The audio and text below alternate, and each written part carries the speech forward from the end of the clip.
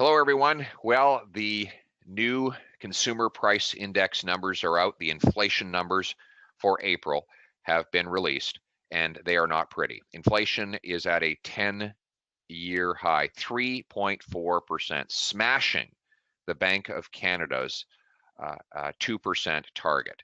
Of course, the government is already out spinning these increased numbers by claiming that the inflation is, quote, transitory. That's their new talking point. Simply, they claim that the prices just look high because they're compared to April of 2020 when prices had dropped. So they claim that the prices are simply recovering from the drop that happened during the initial COVID lockdown in the spring of 2020. Is that true? Well, in truth, prices actually only went down 0.2% in April of 2020, and they're up 3.4% in April of 2021. So only a tiny fraction, much lower than a tenth of the increase in April of this year, can be explained by the drop in the year earlier. Second, on that point, is that if you want to take out the effect of the year ago price changes, then look at the month over month changes in the present. So from March to April, 1 month to the next in 2021, we've seen an increase in prices of 0.6%. Now that sounds small, 0.6%, right? No big deal. That is a monthly rate of change. If they went up by 0.6% every month, then prices would rise by 7.2% over the year. That's what happens when you multiply 0.6 times 12 months. 7.2% would be a massive increase in inflation. It would be among the highest levels of inflation ever seen in my lifetime, probably the highest level since the great stagflation of Pierre Elliott Trudeau. So even whether you look at it on a month-to-month basis or a year-to-year basis, prices are rising, and they are rising at a faster and faster rate. Actually, if anything, CPI numbers probably understate inflation. Let me give you an example. CPI is calculating in today's report that shelter costs only went up 3.2%. Right, 3.2%. Okay, millennials out buying a home right now. Anybody out there seeing house prices rising just 3.2% year over year? Of course not. In fact, the Canadian Real Estate Association national average home price was up 30% March over March, 1 year increase, 30%. So why is it that the Statistics Canada data shows 3%? Well, the answer is Stats Canada measures shelter costs in terms of your monthly bills, and those are moderated artificially by the artificially low interest rates. Because interest rates are lower than they've ever been and lower than they will ever be, the monthly payment is temporarily lower, even though the house price is significantly higher.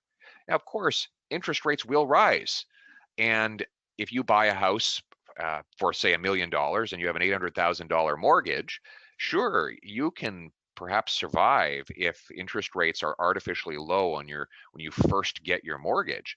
But when rates rise and you still have most of that mortgage to pay, your payments are going to go through the roof. But here's the reality: the underlying asset you're buying is priced 30% higher than it was a year ago. Whether the monthly payment is artificially suppressed by temporarily low interest rates shouldn't matter. What should matter is whether you can afford to buy the thing in the first place, and whether you'll be able to afford it when rates return to normal. And of course, for the vast majority of young and working class people, they cannot afford it.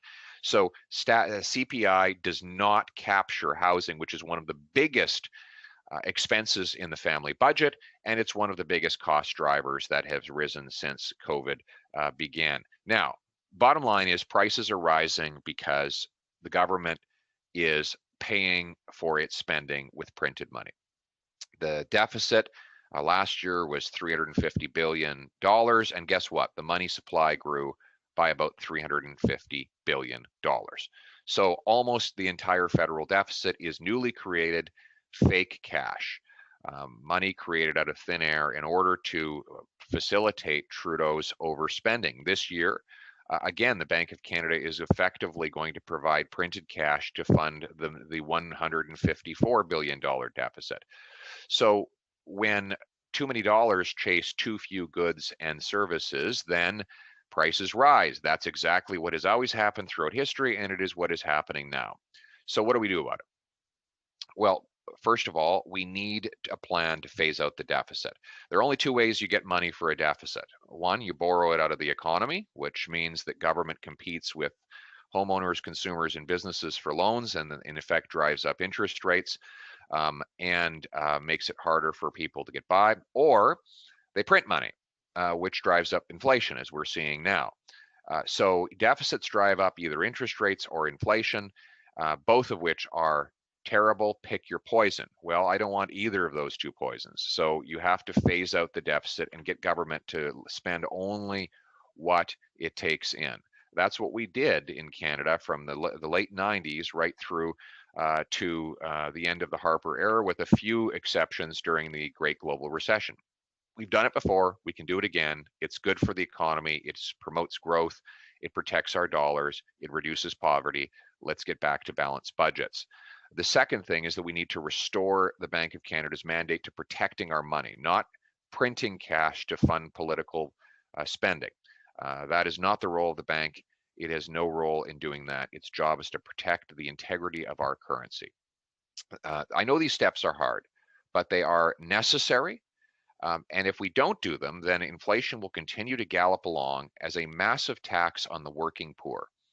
Remember, the poor spend more of their income on the things that inflation increases: food, fuel, housing, as the primary example. So when inflation rises, it hits the poor the hardest. The super rich do okay because their financial and real property assets inflate also.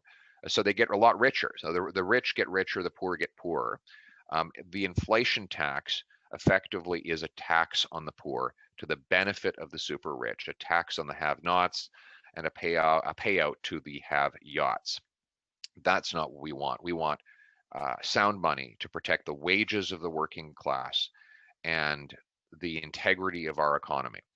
So let us get our books in order, balance our budget, get the Bank of Canada back to its core mandate of protecting our cash, because government authorities might be making dollars, but they're not making sense.